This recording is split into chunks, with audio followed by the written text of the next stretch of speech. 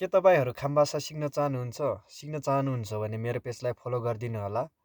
म चाहिँ नेपाली भाषामा र खाम भाषामा शरीरको कुन अङ्गलाई के भनिन्छ, नेपाली भाषामा के भनिन्छ र खाम भाषामा के भनिन्छ भन्ने कुरा म थोरै मैले जानेको कुरा भन्न गइरहेको छु होइन।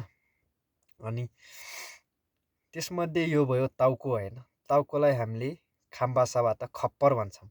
अनि यो भयो कपाल। कपाललाई हामीले खाम भाषाबाट चेम भन्छौँ। अनि यो भयो नेपाली भाषाबाट निधार भयो भनेपछि हाम्रो खाम भाषाबाट चाँदी भन्छौँ। अनि यो चाहिँ नेपाली भाषाबाट कान भयो भने खाम भाषाबाट ना भन्छौँ है। अनि योलाई नेपाली भाषाबाट नाक भनिन्छ भने हाम्रो खाम भाषाबाट ने भन्छौँ। अनि योलाई नेपाली भाषाबाट मुख भनिन्छ भने हाम्रो खाम भाषाबाट या भन्छौँ है। अनि यसलाई नेपाली भाषाबाट दाँत भनिन्छ भने हाम्रो भाषाबाट खाम भाषाबाट हा भन्छौँ। अनि योलाई नेपाली भाषाबाट जिब्रो भनिन्छ भने हाम्रो भाषाबाट से भन्छौँ। अनि योलाई नेपाली भाषाबाट घाँटी भनिन्छ भने हाम्रो भाषाबाट भोक्रा भन्छौँ। अनि यो भयो नेपाली भाषाबाट हात भयो भनेपछि हाम्रो भाषाबाट कुई भयो।